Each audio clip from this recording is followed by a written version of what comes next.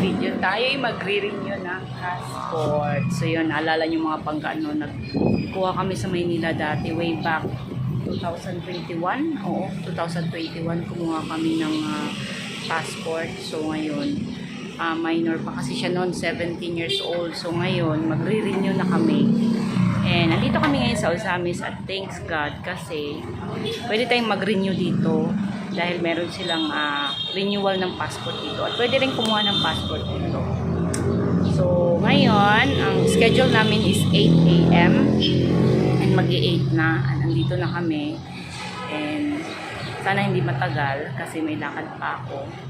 At yun, sa mga taga-Ozamis, dito lang siya sa Clarin. Andito kami sa may Suman House. Ayan, yung Suman House. Ayan, tapat lang siya. Ayan. Suman House at may 7-Eleven na rin sila dito. Doon, may 7-Eleven na rin sila dito. At napaka-convenient kasi dito lang siya malapit. So, ayan, mga pangga. So, dito tayo sa may Clarin, Ozamis City, Misamis Occidental. So, dito lang siya tapat ng 7-Eleven sa mga taga-Ozamis. Kung gusto niyo kumuha ng passport or mag-renew, dito lang siya malapit. Ayan siya.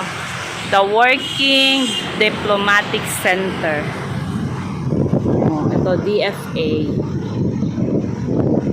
Yan, dito lang siya mga pangga. So, yan. Tapos ito sa likod mga pangga, may parang mga kainan din dito sa mga pangga. Yan. So, madali lang siyang anuhin. Madali lang siyang tawag dito. Puntahan. Alam ko dito parang bus station eh. Ay, bus station ba? Hindi ko sure. Basta may mga processing is that. Baka mga permit dito mga pangga, mga permit. So yan, dito lang mga pangga. Ngayon hindi pa masyadong mainit kasi medyo maaga pa, 8, magi-8. 8 kasi yung schedule namin eh. Yan. So yung mga magre-renew, kukuha ng passport, dito lang tayo sa Clarin, Misamis Occidental. So, hindi siya mahirap mga pangga. Yan, no? O, diba? So, napaka-convenient lang. At sana madali lang mga pangga. Para makauwi tayo kaagad. Yan, dati yung may mga Christmas. Kung naalala nyo, meron akong vlog dati yung mga Christmas symbols dito. Dito yan sa gitna. So, ayan.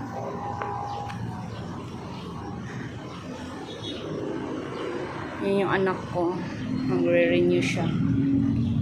Siguro 10 years na siya mga pangga. Kasi hindi na siya minor. So libutin lang natin siya mga pangga. No? Para makita natin yung itsura ng area. May purple yam din sila mga pangga. Purple yam. Ayan. Meron din kantin. Mga nagugutom. May kantin din.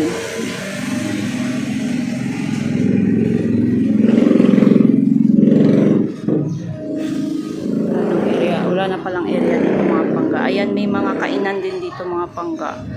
Yung mga gustong kumain. Hindi kayo magugutom dahil may kainan dito. So medyo mahangin mga pangga no. Maganda yung ambience ngayon kasi hindi ganun kainit. So ayun lang naman mga pangga. Mag-aantay tayo ng mga konting minuto pa.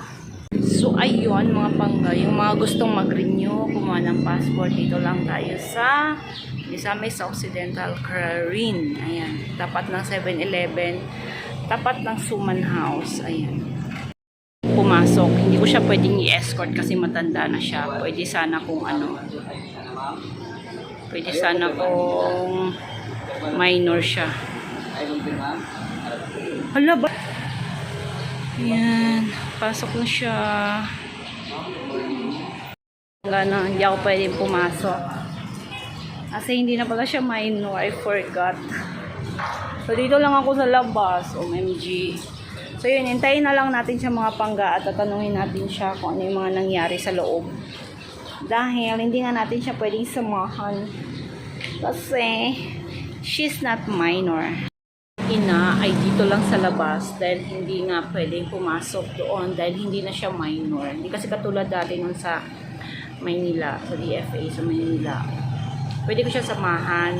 At the same time kasi kumuha rin kasi ako ng passport nun. So yung passport ko is 2031 pa may expire kasi 10 years siya. Magti 10 years na lang, malapit na lang siya mag-expire. Hindi ko naman siya nagamit.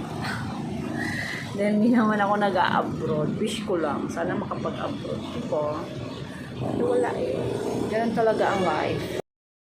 Anong nangyari? Yung step 1, kailangan ipasa lahat ng requirements Oh. na nakalagay dun sa email. Oh. Tapos nilagyan ng number. Step 2, i-recheck yung documents mo. Kung tama ba, bigyan ka ng number.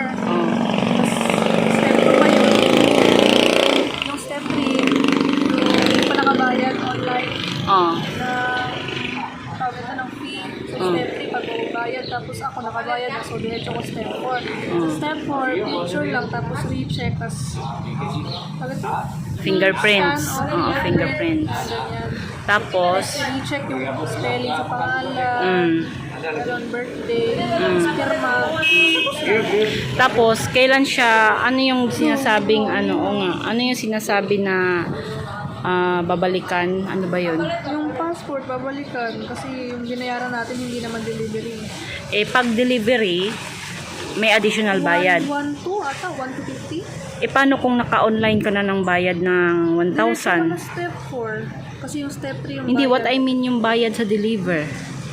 Saan ka magbabayad nung kung ipapadelivery mo? Ano na yun sa Gcash natin? So mamimili pala doon mga pangga. May choices pala doon kung ipapadeliver mo or ipipick up. So itong sa amin, for pick up.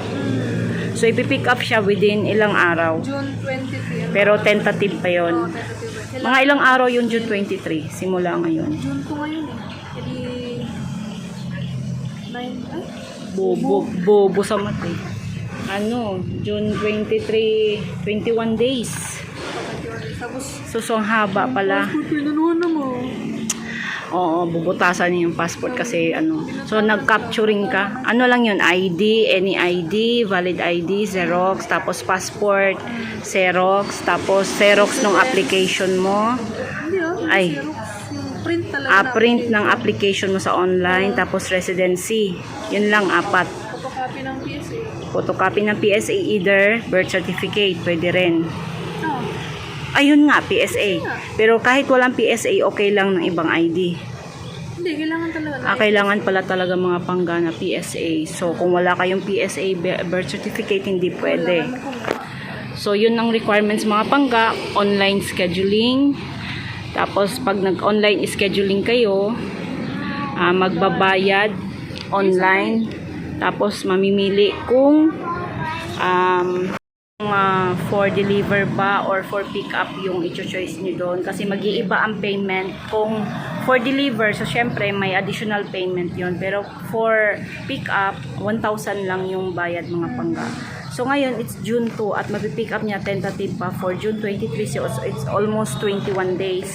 So yun lang yung tatandaan yung mga pangga, pag magre-renew kayo kailangan lang ng Xerox ID ng passport, Xerox ng passport, yung luma yung passport, tapos Xerox ng PSA, yung application nyo sa online, residency, special yung residency, yun yung pinaka importante din kasi papatunay na doon kayo nakatira sa kung saan man kayo nakatira ngayon. Tapos tawag dito yung online payment, to makikita naman nila yun, no? Yung online payment, diba? Kasi hindi ka naman makakakuha ng yung i-email sa'yo, kasi dun sa, di ba, application form, may kasama ng yun, yung reference number. I-receipt. I-receipt. Kasama na yun sa i-print. pinrint mo. So, dalawa bali yung na-print mo. Yung application tsaka yung i-receipt. Tatlo. Kasi yung application, tapos dalawang i-receipt na DFA copy, tapos applicant copy. Nandun, dyan, nakalagay yun doon. So, computer mo nakalagay yun doon. Pero kinuha lahat ng receipt. Kinuha lahat ng receipt. So, paano yung address mo na bago na rin yung address mo? Hindi na siya Manila. Ang sa DFA na part, yung Sa DFA na part. Kasi wala namang Manila, nakalagay. di ba nakalagay sa ano? Mm-mm. Magiging DFA yung sa amin sa So, 10 years na yon. 10 years na yun. So, yun mga Hindi ko pangga. rin yung age ko 22. Kalimutan ko nga, dapat 18 nilalagay. Kapal naman ang mukha. So, yun, okay na mga pangga. Hindi ulo kapasok. Pero saglit lang naman yung processing nila kasi hindi naman masyadong crowded. So, ngayon, bibili tayo ng suman. 30 minutes na. Titingin tayo ng suman mga pangga. Ano ito ba? Pwede ito ilagay. So, dito tayo ngayon sa Suman House. Pwede ikaw mag-video din. Bili tayong suman. Sana merong may ibang flavor. Kaya lang bawal sa akin. Kaya konti lang. Sila lang naman kakain.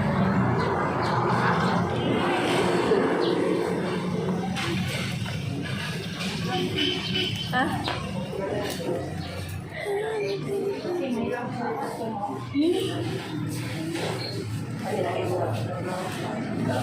Ito may langka. 11 pesos. Ayoko ng langga. Yung normal lang ma. Ay, mango. Try mo ano. Mango. Paano natin malaman? Itong may langka, may butas. Yung suman na mangga, ilang butas? Ilan?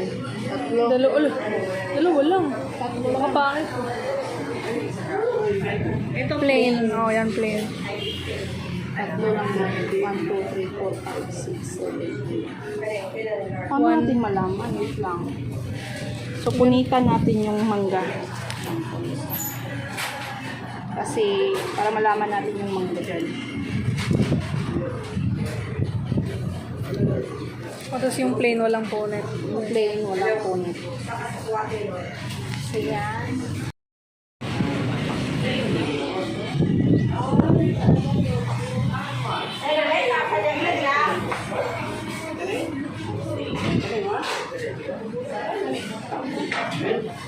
Yun. So, meron silang mga ano dito, may mga alamang, may mga Bagoong. sila, may mga Bulad Express. Hindi ko alam kung ano yung Bulad Express. So, may mga bangus oil, ayan o. Bangus oil ba? May mga sardines. Ayan, yan. Spread. Tamis. Mani nila. Dito tayo, ikot tayo mga bata.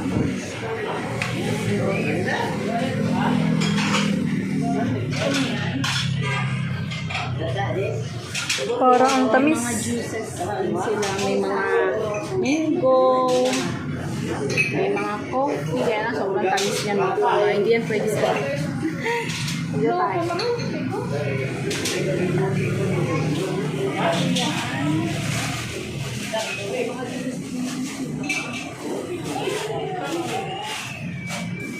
Siguro mga pangka ito lang yung bibili natin. Kasi mga banana chips. Ayaw yung banana chips. Saan yung banana chips? So yan, payment na tayo.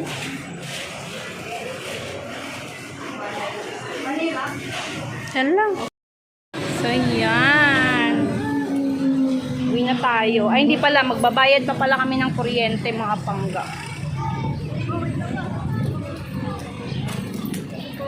Magbabayad lang kami ng kuryente and then bibili kami ng termo. Termo kasi nilalagnat yung punso ko. Hindi kang kumain dyan sa labas. May parang bahay kubo sila. Ayan. Tapos may tinatayong building dyan. Di ko alam kung ano yan. So, yan yung Suman House, mga pangga.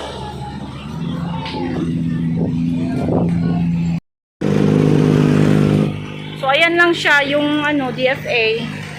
Tapat lang siya halos ng Suman House. Ayan. So, mabalis lang siya anuhin. Hanggang nakauwi na tayo. At yun. Napakadali lang talaga mag-renew ng ano, passport mga pangga. Yun lang yung mga nabanggit ng anak ko. Yung luman yung passport. Tapos yung printed ng appointment. Tapos kung nakapagbayad na kayo online, may ipiprint pa doon. Dalawa yon, yung i-ticket ba yun? Basta dalawa rin yun. Mag-a-appear naman yun doon. Tapos residency and Xerox ng PSA birth certificate. So, kailangan talaga ng PSA birth certificate mga pangga. So, hindi pwede yung mga ibang valid ID. Kailangan talaga ng birth certificate kahit ng pagkuha mismo or pag-a-apply ng bagong passport. So, yun lang naman pangga, and mag-aantay yung anak ko ng almost 21 days. Kasi, ang nakalagay doon, June 23, June 2 pa lang ngayon. So, almost 21 days ang aantay niya, pero tentative pa yung mga pangga. Basta importante, nakapag-ano na siya doon, nakapag-renew na siya. At yun lang, sa mga gustong mag-renew ng mga taga-Ozamis dito sa Misamis Occidental, sa Ozamis City.